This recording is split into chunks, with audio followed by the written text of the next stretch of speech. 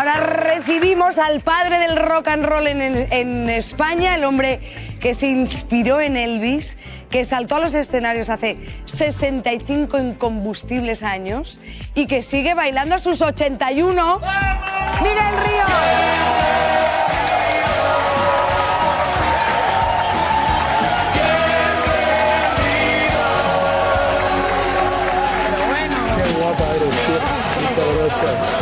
A ti, por Dios. Muchísimas gracias. Qué alegría recibirte aquí.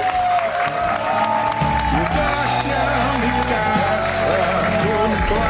Siéntate, Miguel, por favor.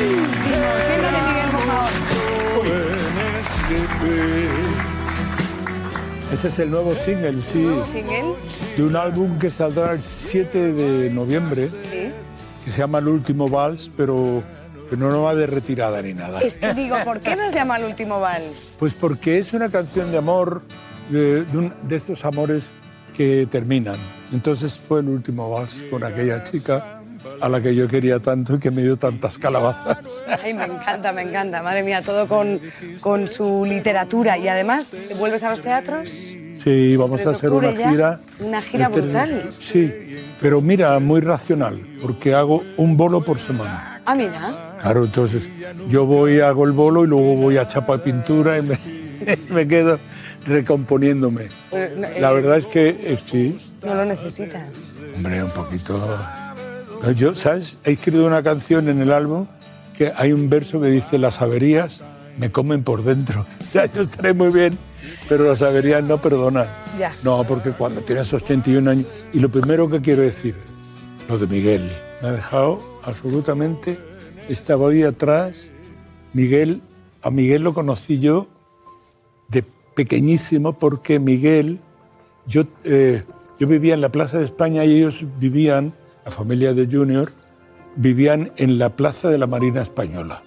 Entonces nos hicimos justo amigos nada más llegar.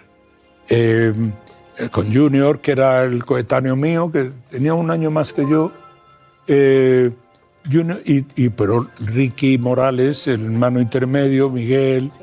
bueno, una gente... Por primera vez en mi vida en su casa comí agridulce, que eso es una cosa que viene del Oriente y es imposible en Granada. Era un sabor absolutamente nuevo para mí.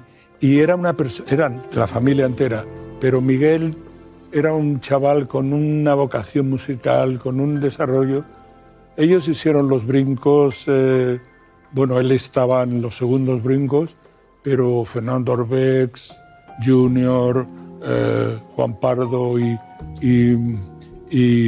¿cómo se llama? González, el bajista, el hermano de, ¿cómo se llama el actor este? Bueno, voy a empezar como... Estamos 2 horas para que me acuerde los nombres. Manolo González. Manolo González. Y los brincos, que son también absolutamente coetáneos míos, salen después de Los Estudiantes, que era la banda primigia del rock en Madrid. Y en el Circo Price nos conocimos y ahí hacíamos nosotros nuestras matinales y ahí formamos una pequeña familia, porque el rock and roll era para nosotros fue una música de liberación. Fue más que una música porque nos dio una identidad que tenía mucho más que ver con un estilo de vida, con una forma de entender la existencia, y nosotros fuimos la primera generación que no tuvo que imitar al padre, ni tuvo que ponerse las chaquetas.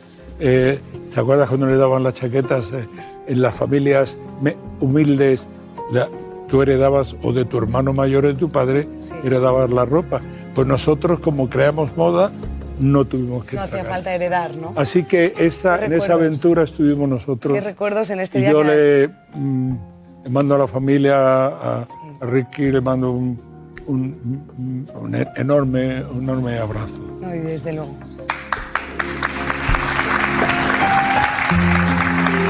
Vamos a recordar cómo arranca el viaje de su vida este gran señor que nos acompaña, Miguel Ríos.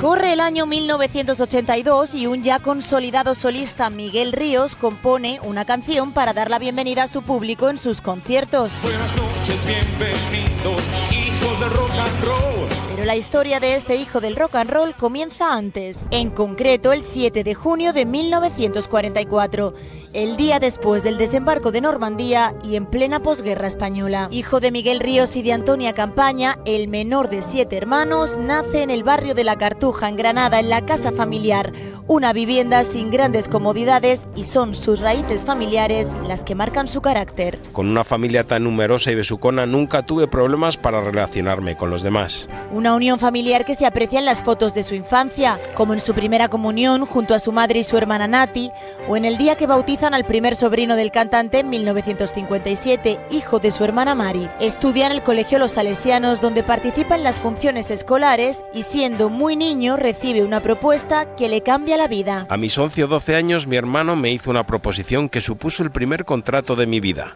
Me pidió que fuera a cantar a un programa muy popular llamado Los Jueves Infantiles en Radio Granada. Con 16 años se traslada a Madrid gracias al permiso de su madre y comienza a hacer sus pinitos en la música más profesional, bajo el nombre de Mike Ríos.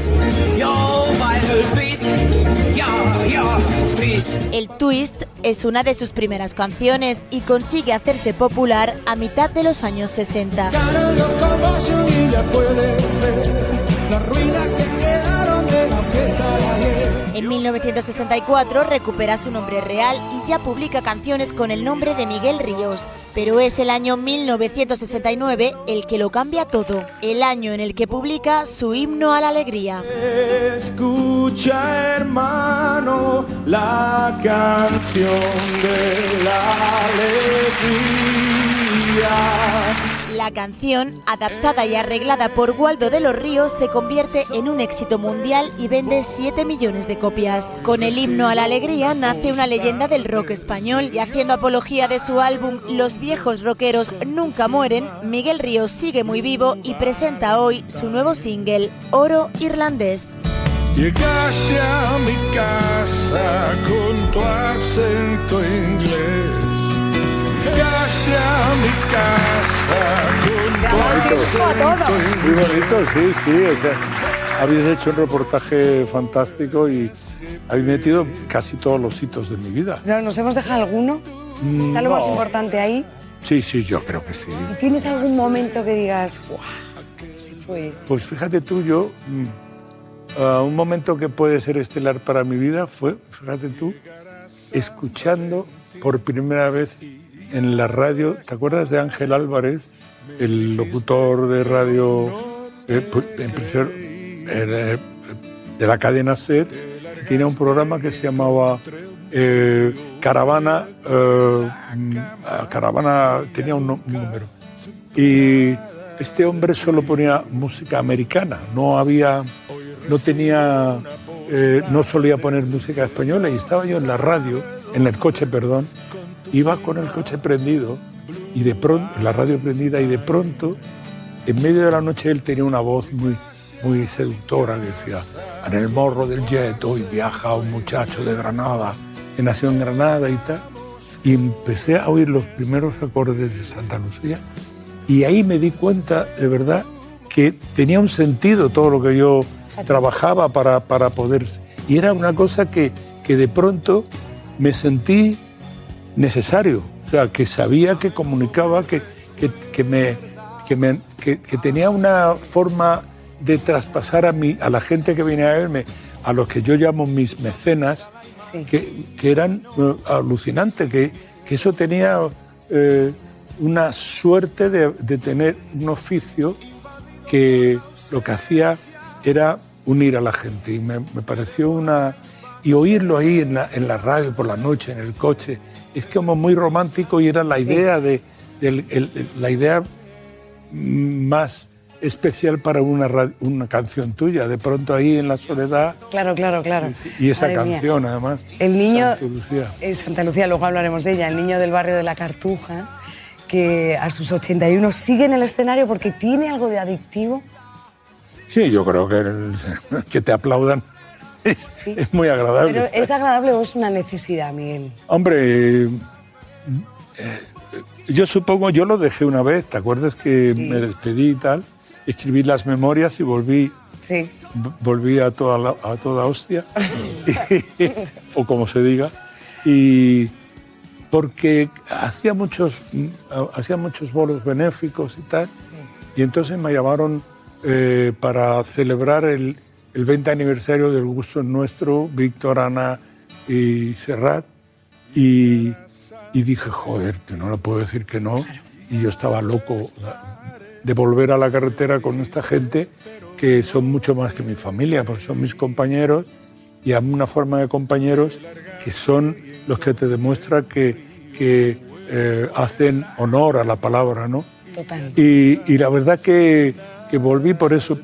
Yo creo que al final, pues sí, hay un poquito... Aparte que como fuera de casa en ningún sitio. Pues sí, pero fíjate, desobedeciste a tu madre que te decía, no te hagas viejo sobre el escenario. Y él dijo, pues la verdad es que todavía no te has hecho viejo. Ah, bueno. Eso es lo que habría que decirle a la señora Antonia. Cuando me haga viejo, ya me iré. Vamos a ver cómo hablabas de tu madre en tus memorias.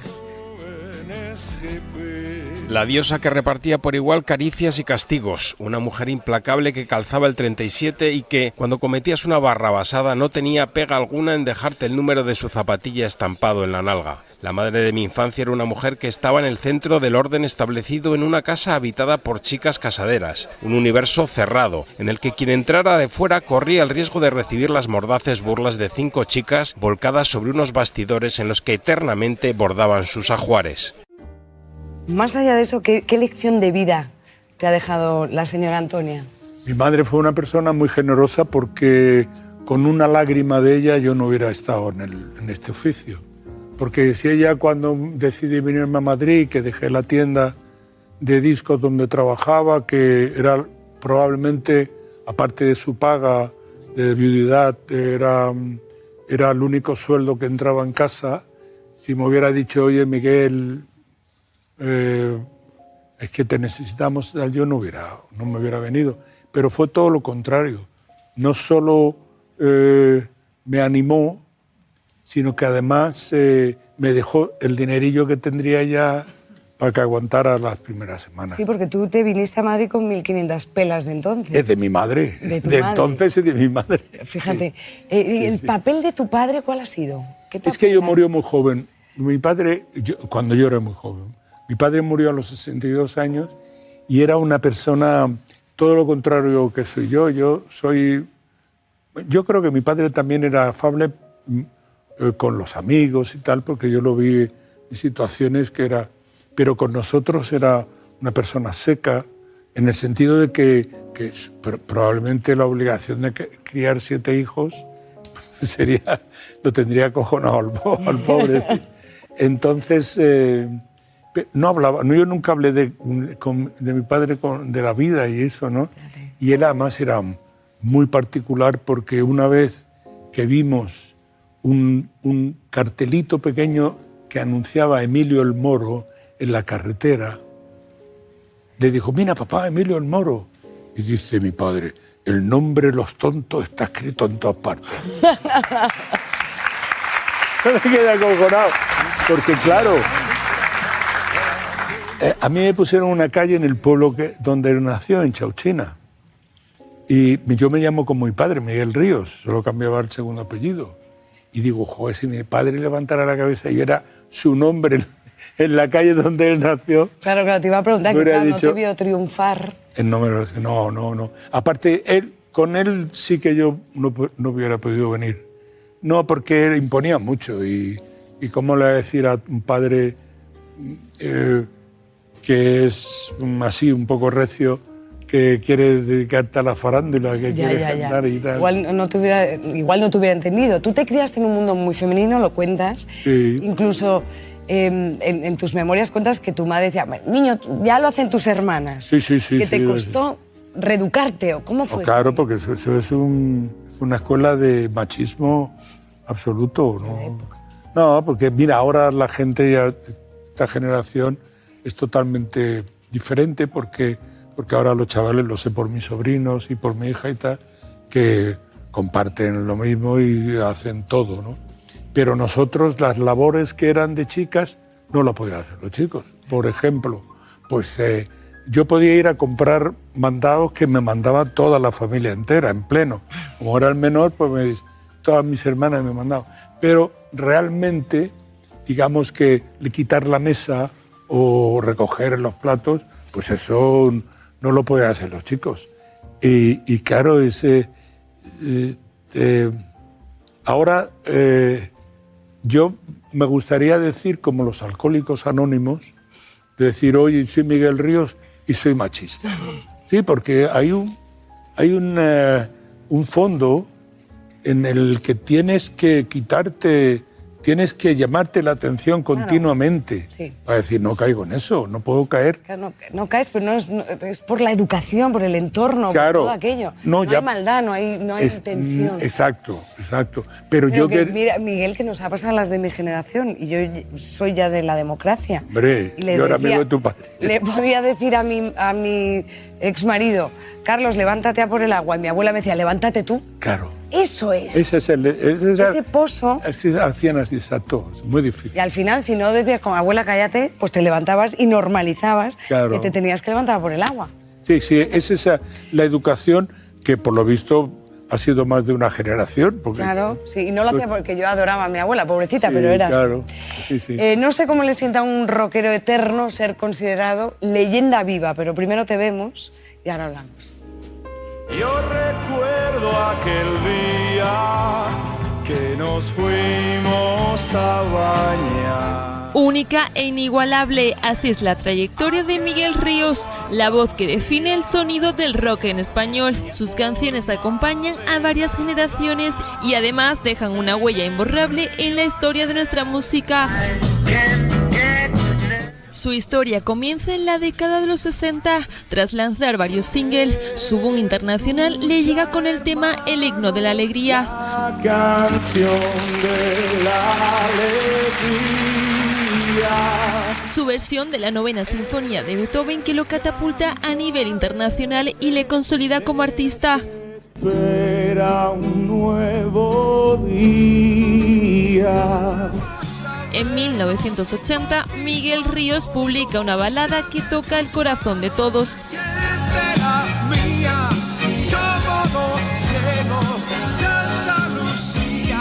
Santa Lucía, la emoción de su letra y la fuerza de su voz la convierten en una de sus canciones más populares.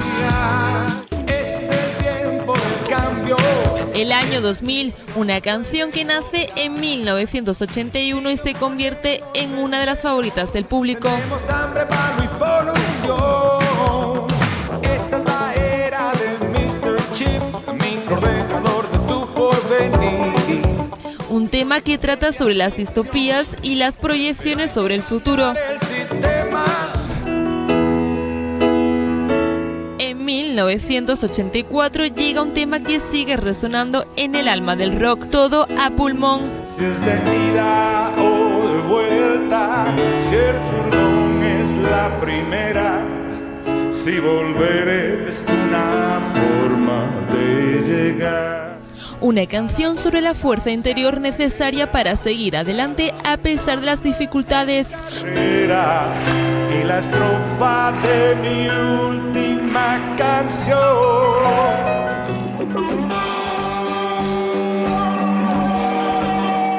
Y en 2008, Memorias de la carretera nos recuerda que la música de Miguel Ríos sigue viva, no solo para los que crecieron con su música, sino para todos los que siguen su legado. Los bares, los cruces, la boca agridulce.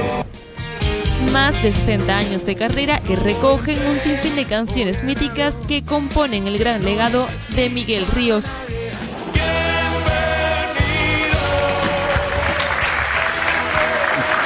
Ay, Miguel Ríos, me siento muy honrada de que estés en este programa. No, de verdad, el sentado en este sillón. El Qué gusto es nuestro. El gusto es nuestro. Desde luego de todos nosotros. Santa Lucía a punto de desecharla. Bueno, ¿Cómo fue es que, ¿sabes? De pronto había en aquella época hubo un problema, había un problema que sí, yo lo que mejor he hecho en mi vida es las baladas. Desde que empecé, porque tengo una voz determinada para eso.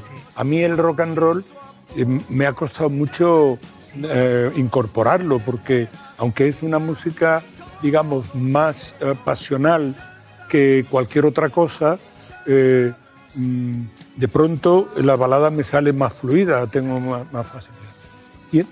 Pero hubo un tiempo que tenían en el mundo rockero tenía muy mala fama las baladas.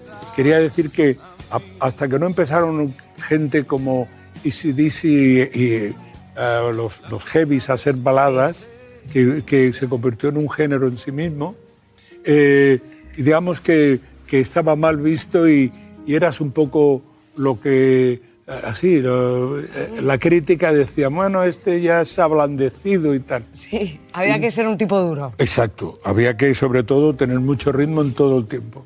Y en el disco que hicimos, Rock and Roll Meran, que lo hice con Tato Gómez y Carlos Narea como productores, fue el primer disco que hicimos entre España y Alemania, yo tuve la suerte de que Roque Narvaja me regalara este tema, me dijera, oye, pues hazlo tú, pues lo convenció Carlos Narea. Bueno, es una historia más larga.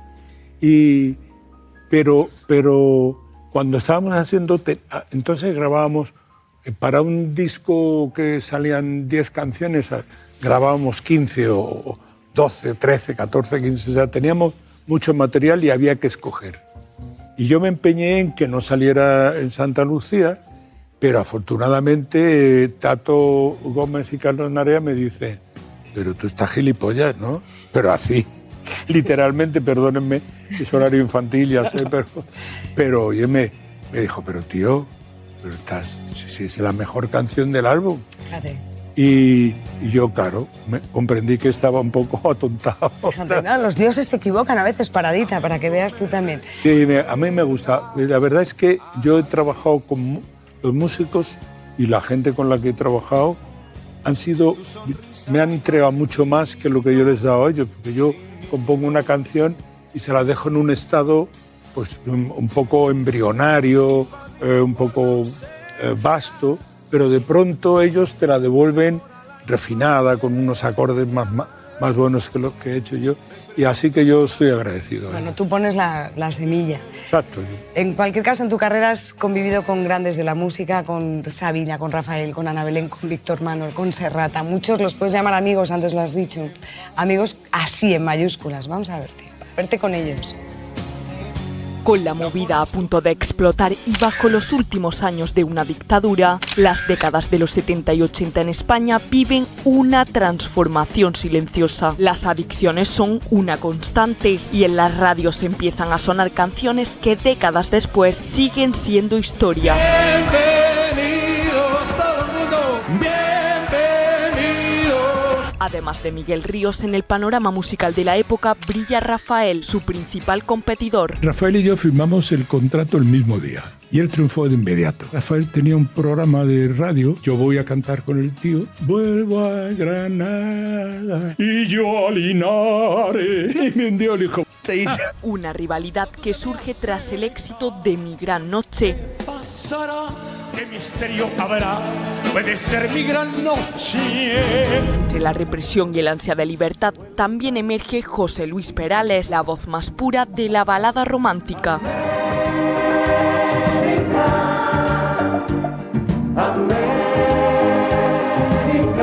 Además de los versos de Joaquín Sabina, que inmortaliza con su característica voz. Y nos dieron las 10 y las 11, las 12 y la 1 y las 2 y las 3. Y nada hubiera sido igual tampoco sin la sensibilidad de Joan Manuel Serrat y su exitoso Mediterráneo. ¿Qué le voy a hacer si yo nací en el Mediterráneo? Con el nacimiento de los 80, el rock se dispara, las minifaldas se hacen protagonistas y con todo ello llega el fenómeno de los hombres G.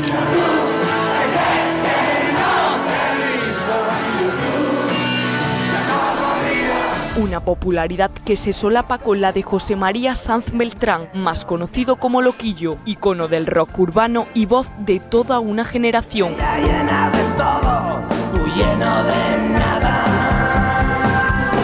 esta década rockera también se suman Víctor Manuel y Ana Belén, referentes de la música que se convierten en una de las parejas artísticas más influyentes de la época. Mírala, mírala, mírala, mírala, mírala. La puerta de Alcalá. Triunfadores que definen una época e influyen en toda una generación. ¡Qué pedazo generación! Sí, la verdad que sí, pero Miguel. oye, yo no he sido nunca, he tenido ninguna controversia con Rafael.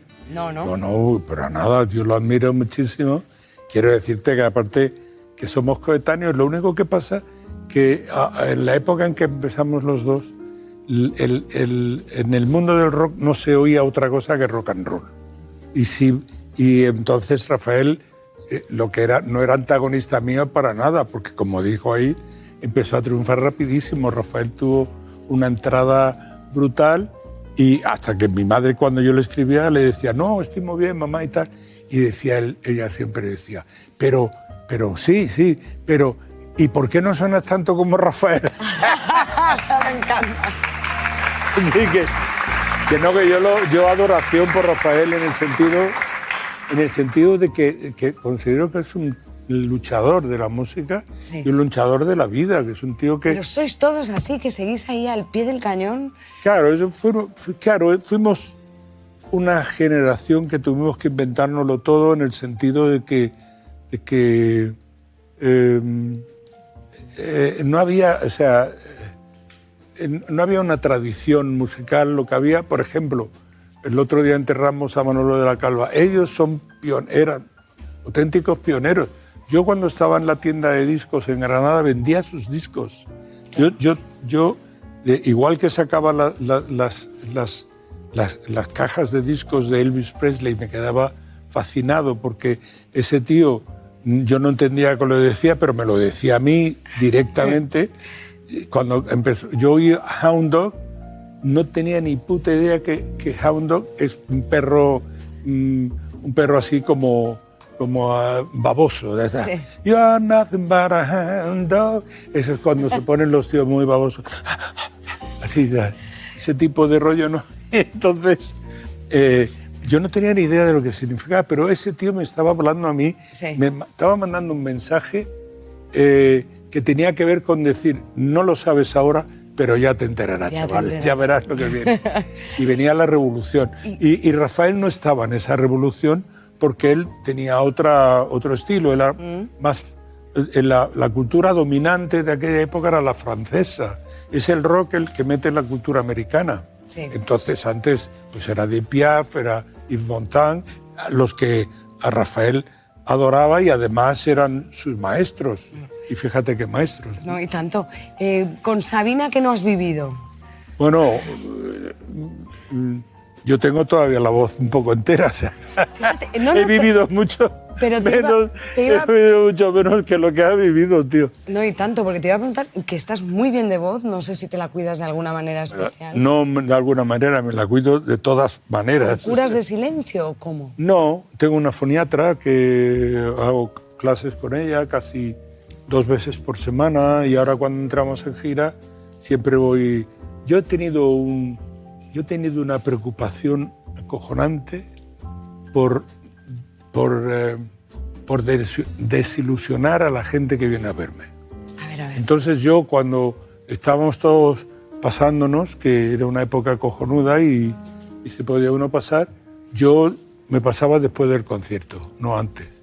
Y claro, yo he tenido siempre un respeto enorme por la gente y por yo poder hacer la música que quiero hacer, que no es una música a la que no... O sea, una música de unas características que tienes que llegar a la nota, que no puedes no estar en plena forma. Claro. Y yo, claro, que me cuido muchísimo, pero es simplemente porque no me gusta pasar vergüenza. Ya. No, a mí me gusta ir y que la gente diga, joder, este tío todavía. Hijo puta. No, y ahí está, y lo bien que suena. Bueno, y aparte que es que tienes que seguir durando a Lua.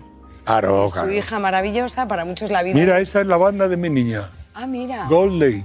Gold Lake, qué bonito. Mira qué banda tiene, si podéis oírla, Gold Lake, veréis, sí, me encanta. entrar en internet y veréis Pues yo la voy a escuchar luego. cómo canta Lua de bien. Pero vamos a ver cómo es lo más bonito que tiene en su vida este señor, su hija Lua, aunque tu vida sea un poco la personal misteriosa, a Lua la conocemos. Sí, claro.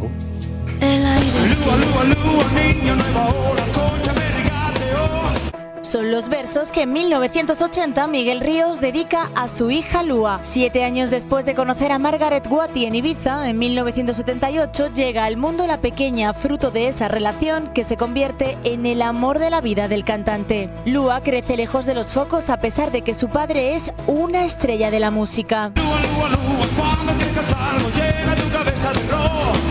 Seca con fuego para conocernos mejor. Casi a modo de premonición, Miguel le canta a su hija que la música les unirá siempre y con el paso de los años, Lua hereda de Miguel Ríos el arte y la voz y se convierte en cantante.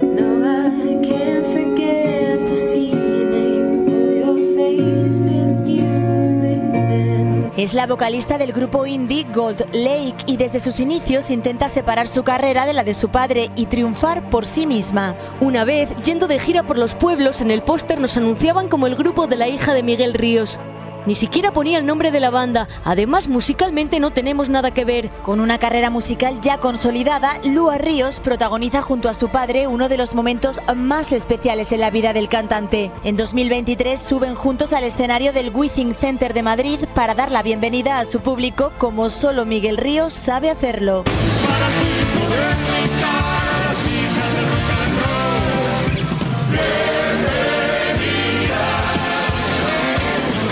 Padre e hija sienten absoluta admiración el uno por el otro. Es un tío con mucha perseverancia, con mucha ética de trabajo. La gente yo creo que no lo sabe, solo los que le conocemos. Es un no parar de trabajar, de estar pensando, de estar preparándose para la siguiente cosa. Miguel y Lua Ríos comparten escenario algunas veces más, como en Granada, tierra natal del cantante en 2024, donde su hija les sorprende y demuestra que el amor y talento entre padre e hija no tienen límites.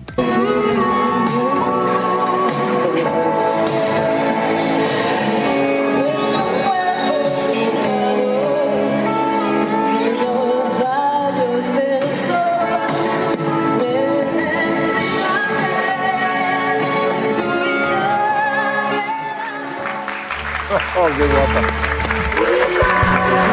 Miguel, tenías que haberte visto la cara viendo este vídeo de tu hija. Sí, la verdad es que, ¿sabes que cuando cumplí los 80 años hicimos ese concierto con todas las bandas granadinas? Fue una celebración muy de héroes locales, ¿no? Y de pronto, cuando no me habían dicho nada, Lua estaba allí y estaba ayudando un poco en el montaje y tal, pero no me habían dicho que habían preparado la canción, El Río. Y de pronto cuando yo oigo, ¿sabes? Hay un cambio de tono, pero yo como no esperaba que cambiara, porque cuando canta una chica y un chico hay diferencia tonal, ¿no? Entonces, cuando oigo el cambio de tono digo, ¿qué es esto? Y cuando me vuelvo y la veo, ella parece como si hubiera visto una aparición. Tío. Sí, no, y además como sí, te las manos sí, ahí. sí. No, es una... Pero absoluta devoción el uno por el otro. No, yo tengo... Claro, es que te digo, es que yo que he crecido en una familia que se ha querido mucho, lo único que le he transmitido a mi hija es eso, que... Y ella con sus primos es exactamente igual.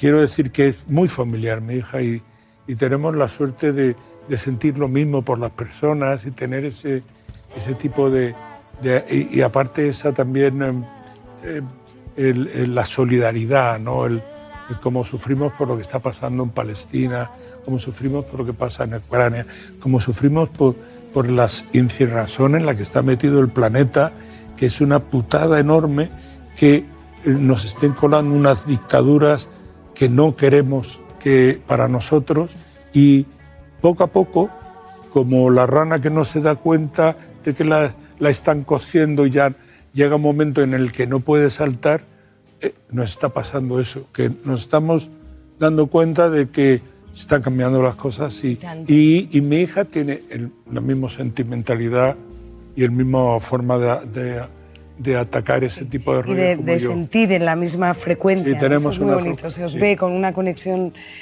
maravillosa. Miguel, estamos llegando casi al final, tú eres único, eres inevitable, pero eso no quita para que a ti te hayan intentado imitar muchísimo. En tu cara me suena en esta casa. ¿Ah, sí? Vamos a verlo. A verlo, por favor.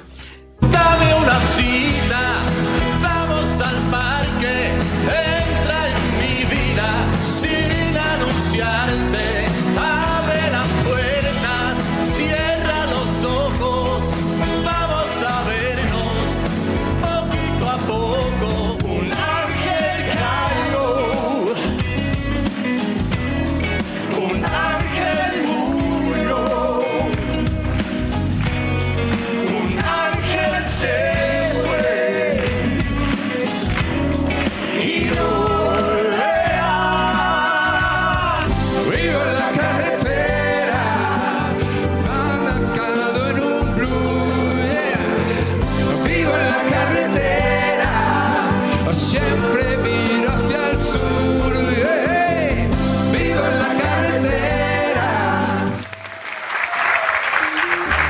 ¿Qué te queda por hacer, Pues Miguel no sabes la Ríos? ilusión que me hace verme. ¿Esto de verte? Sí, sí, Sí, sí. pues, por supuesto.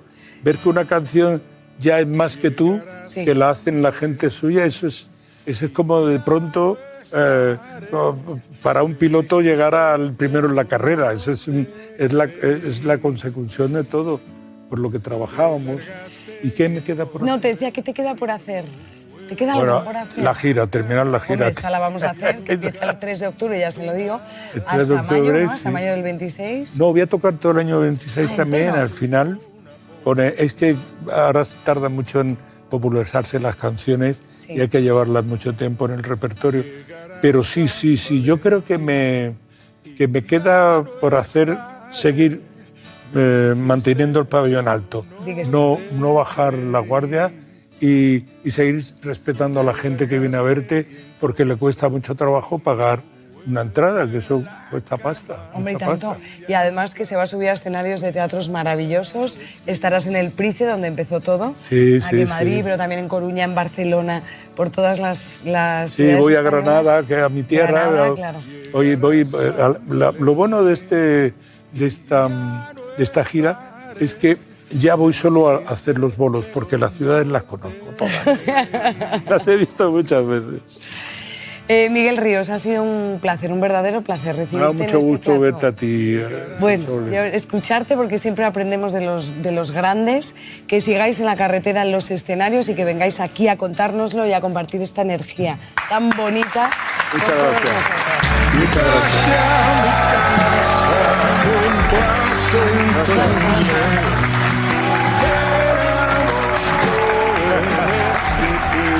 Muchas gracias. Bailamos. Bailamos, bueno. Aquel verano del 73. Qué guapa. Gracias. Morir a gusto, Miguel Ríos. Volvemos enseguida, acuérdense. El último vals, Oro Irlandés, último single. Muchas gracias. Queremos a Miguel Ríos siempre. Volvemos enseguida con todos ustedes. Gracias.